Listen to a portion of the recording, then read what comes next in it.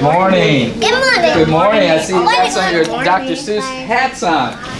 This one already, I know I'm going to like this story because they have a train on the cover. They have a train on the cover, and it's talking about, oh, the things they invented. This is all about great inventors. And you know why you're wearing the hat, right? Because it's a Dr. Seuss book. That's right. It's from The Cat in the Hat, Dr. Seuss. So this one is called, Oh, the Things They Invented. It says, I'm the Cat in the Hat, and as everyone knows, I'm a cat who is fond of machines and gizmos. All through human history, since before the year 1, things have been invented to help get stuff done. Tools improve daily life, and I think you will find they are fabulous products of the human mind. The inventors of tools from old and new ages will now spring to life in these very pages. If you're ready to meet them, please turn your attention to the super-de-duper invention convention. It's a super-de-duper invention convention right here and right here in the classroom. Gutenberg, who worked with metals like gold, found a way to print books that improved on the old. Before books were copied by hand, this is so. The pace of these scribes was incredibly slow. So they used to write books by hand until Gutenberg came up with an invention. Or pages were carved out of wooden block, then inked and pressed down onto smooth paper stock. A book took forever to make, and that's why books were for rich folks alone to go buy. Wow, it took a long time to make a book if they had to carve it out of wood. Man, so Gutenberg's metal letters, both capital and small, periods and commas and colons and all, were laid out word by the page in a tray, locked in and then copied in ink in this way. Oh, I don't know if you can see the picture, but it's like a Scrabble board. He's got all the letters for a page of a book in metal. Page after page, he laid out each anew, printing 200 Bibles before he was through. His printing machine, you never will guess, was made from a very old, unused wine press. Wow, so Gutenberg, if you remember that name, Gutenberg invented the printing press. Now we're going to talk about James Watt, the modern steam engine. Perhaps young James Watt watched a tea kettle steam, and there got the spark for his steam engine dream. Did he see the effect that boiled water brings? The steam creates power that then can move things. To make matters clear, the things will now show how a steam engine works. Turn the page and you'll know. So a steam engine. Let's see. Water heats in a boiler until it makes steam. Then steam leaves the boiler in a powerful stream. It enters a cylinder, causing pistons to go. But when the steam cools, the pistons will slow. Before Watt, steam engines did not work well at all. When the hot steam cooled down, the pistons would stall. Watt took the cooled steam, turned to water by then, and pumped it back to the boiler to heat up again. Factory machines kept chugging this way, and steam locomotives could choo-choo all day. So Wyatt came up with steam engines, and that's what the first trains were powered by steam. Now let's go to the next inventor, Eli Whitney, the cotton gin. To separate fibers from the cotton plant seeds took many hands picking for long hours indeed. Mr. Whitney's all-new cotton sorting machine turned a slow, dirty job into one quick and clean. The gin used a screen, and it worked simply to hold the seeds back while hooks pulled the cotton lint through. A big moving brush cleared the lint to make way for the next round of cotton. Why, that gin ran all day. So Eli Whitney invented the cotton gin that makes the clothes that we're wearing right now. Louis Daguerre, the convention's next star, standing right next to me, Daguerre, who helped make the first photography. He based it on a clever and ancient gizmo called the camera obscura, which we will now show. It's a box with a hole, and it makes thing one frown because the image it captures comes out upside down. Another big problem, the image will fade, and that's where Daguerre's big improvement was made. You gonna read it? Or are you just following along? Slipped into the camera was copper plate. Bathed in iodine crystals, its power was great. The plate copied an image that no one could see until mercury fumes made it clear as could be. To keep it from smudging, Daguerre was then able to soak it in water, plus salt from his table. Wow, that's how he came up with photography with pictures.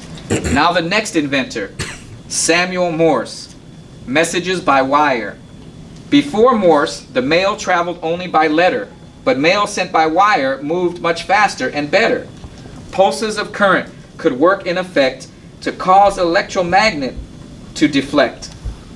The magnet moved an arm that beat out a mode of dashes and dots we all call Morse code. Our Congress approved of Morse code, and what's more, told Morse to string wires from DC to Baltimore. Telegraphs became the latest sensation. Soon telegraph wires linked up the whole nation. Telegraph wires, that's like our telephone wires now. Oh, and look, they're going to talk about the telephone with Alexander Graham Bell. Son of a deaf mother, Mr. Bell really cared about improving lives of the hearing impaired. His photograph, or phonoautograph, used a real human ear to draw sound vibrations the deaf could read but not hear. The gizmo led him to think maybe he could send off sounds by electricity. His assistant, Tom Watson, receiver to ear, heard Bell down the hall transmit sound he could hear. So Alexander Graham Bell came up with the telephone. Thomas Edison, the phonograph. Before the tape player or the handy CD, phonographs with needles played records, you see. I know about records. I played records before too. After improving Bell's telephone, Edison had the intention of making another telephone invention. It would copy down calls so businesses could track who had called up and who to call back. Just like your ear, a receiver caught sound copied down by a needle on a cylinder round. In addition to messages, it copied music and song and became all the rage before very long. So Thomas Edison came up with the phonograph that plays records. And now we have CDs and even hard drives our music comes on. So let's see, the next one, the next inventor. He invented the four-wheel automobile, Gottlieb Daimler.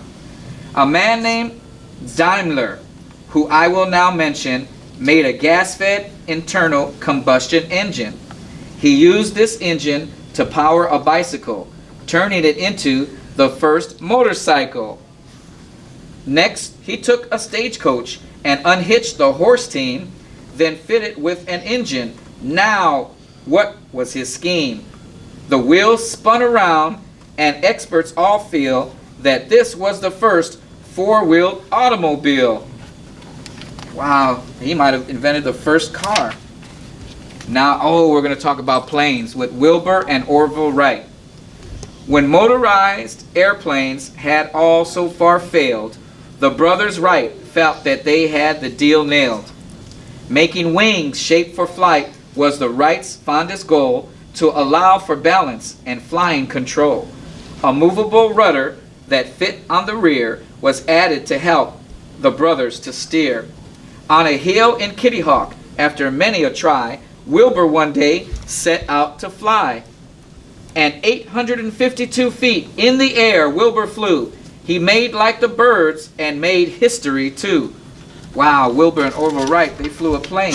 Now let's go with Mary Anderson. Once, streetcar drivers in the rain and the snow had to lean out the window to see where to go. Mary Anderson drew up, and then she made an arm on a spring with a smooth rubber blade. The driver pulled a lever to make the blade go and sweep off the rain and the slush and the snow. Wow, so Mary Anderson, she invented the windshield wiper. Now, Garrett Morgan. Thing one just told me, a thing you should know, our street traffic signals once were just stop and go. At busy intersections, as you might well guess, accidents would happen, making quite a big mess. But Garrett Morgan thought it was a must to give all of these drivers some time to adjust. A signal could say, in a moment or so, you're expected to stop or expected to go.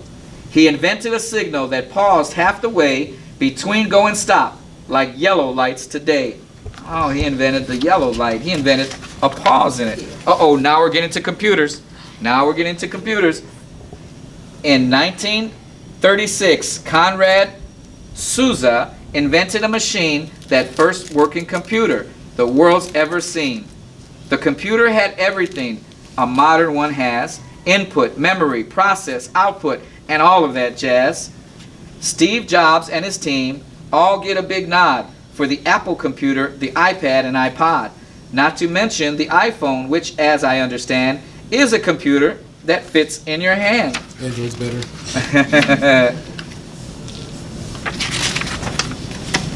Now, Tim Berners-Lee, a man who is really no big deal celeb, had a vision for something called the World Wide Web. Oh, we're talking about the internet now.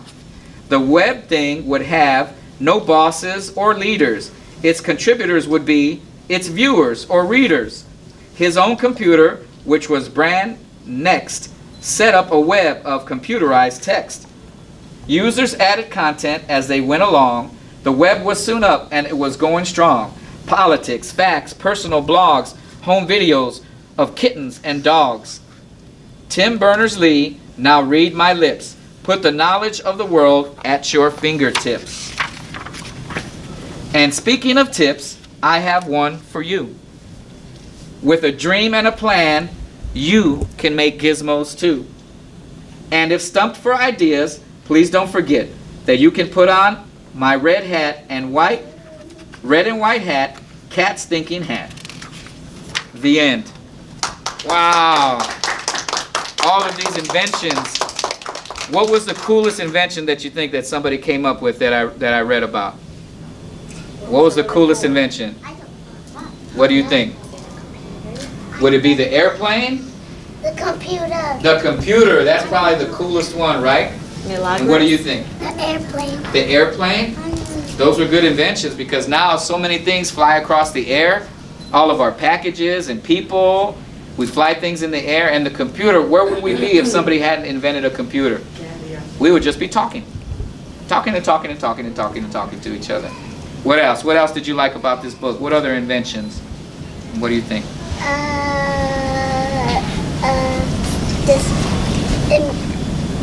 Steam. The steam? The steam engine? Yeah, isn't that something? Have you ever seen water heated up on a stove when somebody's making spaghetti or when somebody's making tea? When you put fire to water and it creates steam, and somebody figured out how to make an engine out of that. And that engine is what made the railroad. Those railroad cars were first powered by steam engines. What did you like? The gizmo. All the gizmos, right? All the gizmos. That's a cool word, right? Gizmos. But at the end, you know what the end of the story said? That you can come up with inventions too. All you have to do is to think. You just have to think of a better way to do something. So you all can be inventors too. You know that? And you don't even have to wear a red cat in the hat. Red and white hat. You can just come up with inventions. That's what's so important about you being in school so early. You're in early school, right? This is before kindergarten. Is anybody in kindergarten yet? No. Right? But you started school early because your parents want you to get a head start on school. They want you to be so smart. You could be one of the inventors. That's why you're here at school, to learn and to think of things, right? Yeah. So that's what I want you to do. Thank you very much for letting me read to you. I appreciate it. Are there books for the whole class? Yes. Yes, we have books for the whole class that we're going to pass out. Everybody gets a book. Oh, the things that they invented. Wow, and we want to make sure that we thank the Cordero family, the Cordero kids. Thank you, Cordero family. and Yes, kids. they Say were thank able to you. provide an Athletes for Charity. Say thank you. There's your books. Get your own. Awesome. kids. They're very well behaved. Thank you. Thank you. We'll see you all later. All right, say bye, everybody. Bye, everybody. Bye.